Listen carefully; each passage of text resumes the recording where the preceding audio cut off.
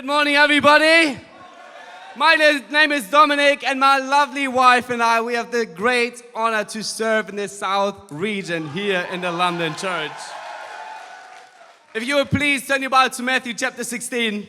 You know, I am going to speak to you about sacrifice this morning.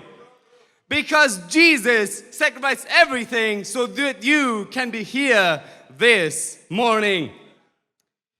You know, when we look at Jesus in Matthew chapter 16, that was a couple of months before he would actually go to the cross. The parable scripture in Luke tells us right after this scripture I'm going to read, in Luke chapter 9 verse 51, he would resolutely set out to Jerusalem to face death on the cross for the salvation of all mankind. And so here we pick it up in Matthew chapter 16 in verse 13. It says, when Jesus came to the region of Caesarea Philippi, he asked his disciples, who do people say the Son of Man is?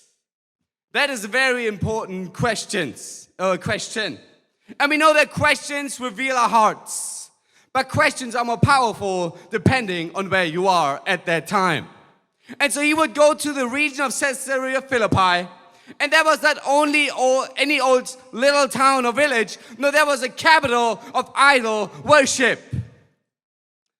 In Judges chapter 3, it would be the place where Israel would be tested, where God in the promised land left the nation to test those who had not yet have experience in battle to see what's in their heart. Same with Joshua, he had to fight those kings to see that he really is in for God. That was the same place where King Jeroboam set up the high places for the Israelites to worship comfortably and that people could get high themselves. So they didn't have to be all in. And so this was 3 years into Jesus' ministry. And now Jesus wants to see if his guys are really sold out. And he would take them to that city. And he would stand there and maybe on a mountain. And he goes, what do these people say the Son of Man is? And that was a very educated city. It's just like London. When you ask people nowadays, who is Jesus Christ? They would say, a great man, a great philosopher, a man who did miracles, a great man to imitate. And yet later on he asked them, but what about you? He would show them Satan's kingdom, all the luxuries. This is where the god Pan was worshipped, where we would get the word panic from. We just came out of a pandemic where all of the entire world was in panic about a virus. And yet they forgot about Jesus Christ. How about you? And so as Jesus is going to the cross, it would right after that be that he would be in that same region, go on the mountain where he would get transfigured. See, he tells his disciples, you can only go in the battle if you are sold out. It says then, in verse 15, but what about you, he asked. Who do you say I am? Simon Peter answered, you are the Messiah, the Son of the living God. Jesus replied, blessed are you, Simon, son of Jonah, for this was not revealed to you by flesh and blood, but by my Father in heaven. And I tell you that you are Peter, and on this rock I will build my church, and the gates of Hades will not overcome it. Why is this so important? Because in that city, they had a gate where the people believed that would lead to the underworld. It was the gate to Hades, where the gods would live in winter for 3 months, and during springtime they would come up and go back into the world. And that's exactly what we are living in today. We live in a capital city, in London. It's just like Paris, and Sydney, and Berlin, and Amsterdam. And we see everything.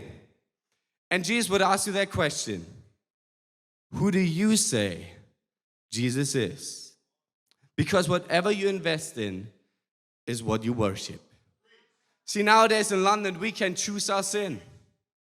If you want to be rich, go to bank and make money.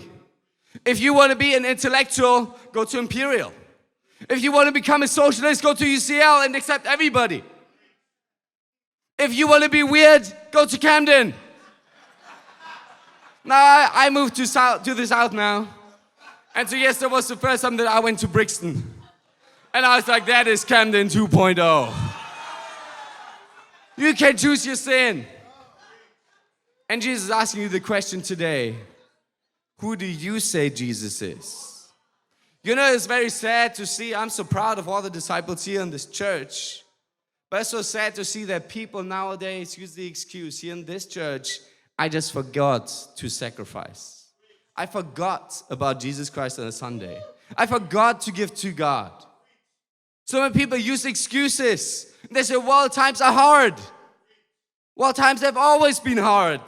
Newsflash. God has always called his people to trust him.